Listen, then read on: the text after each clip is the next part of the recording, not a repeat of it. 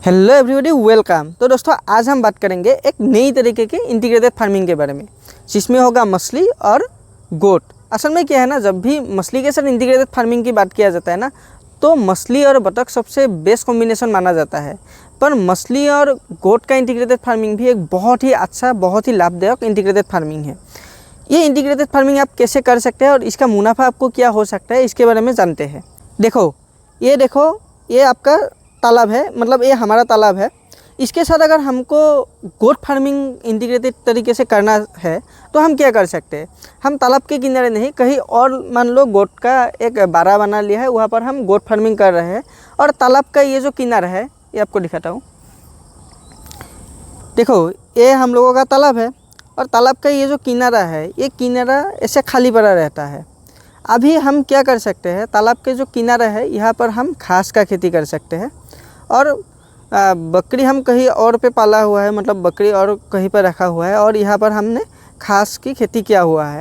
अभी किनारे में हमने जो ये घास का खेती किया है, ये घास खा के बकरियाँ पाल सकते हैं, मतलब इस घास से आप बकरियों को पाल सकते हैं।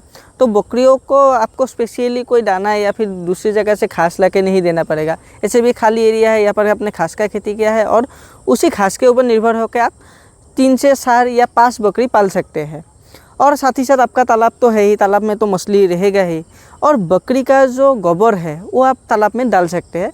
कुछ मछली है जो बकरी का गोबर खाते हैं। साथ ही साथ बकरी का गोबर से तालाब का जो पानी है उसमें पोषक तत्व बढ़ता है, जिससे तालाब में जूप्लांक्टन, फाइटोप्लांक्टन वगैरह भी बढ़ते हैं। तो मछली का जो खाने का परिमाण है वो आपको थोड़ा सा कम देना पड़ेगा। साथ ही साथ फ्री में ही आपका जो तालाब है, जहाँ से मछली सिर्फ और सिर्फ आपको मछली का कमाई हो रहा था, वहाँ पर आप फ्री में ही 5 और बकरियाँ भी पाल पाओगे, जहाँ से आपको बहुत अच्छा खासा आमदनी एक होगा। अभी बकरी में आपको कितना आमदनी होगा, देखो, अगर आप बकरी और मछली इन दोनों को इंटीग्रेटेडली फार्म करते हैं तो बकरियों में आपको 5 बकरी अगर आप पालते हैं तो मेरे हिसाब से आपको कम से कम 25 से 50,000 पर ईयर कमाई हो सकता है।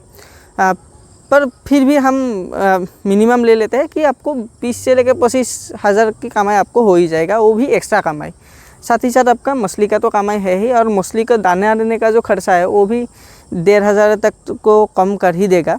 तो इसी तरीके से आप बकरी और मछली का इंटीग्रेटेड फार्मिंग करके बहुत ही अच्छा खासा मुनाफा ले सकते हैं। मतलब मछली के साथ साथ कम से कम 20 से 25,000 का एक एक्स्ट्रा इनकम ले सकते हैं। और इसके साथ और एक चीज़ जुड़ के आप ये जो इंटीग्रेटेड फार्मिंग है इसे भी और अच्छा कर सकते हैं, वो है केला।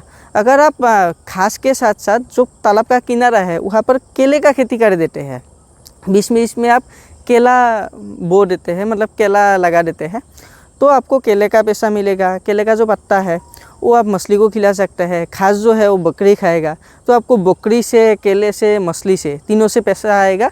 और साथ ही साथ आपको मछली का जो खाना है उसका खर्चा भी कम हो जाएगा, क्योंकि आप केले का पत्ता दे सकते हैं स्पेशली ग्रास कार्प के लिए। तो ऐसे ही बकरी और मछली का इंटीग्रेटेड फार्मिंग करके आप एक बहुत ही अच्छे खासे लेवल पे पैसा कमा सकते हैं। इसलिए मुझे लगता है कि ये एक बहुत ही अच्छा इंटीग्रेटेड फार्मिंग है।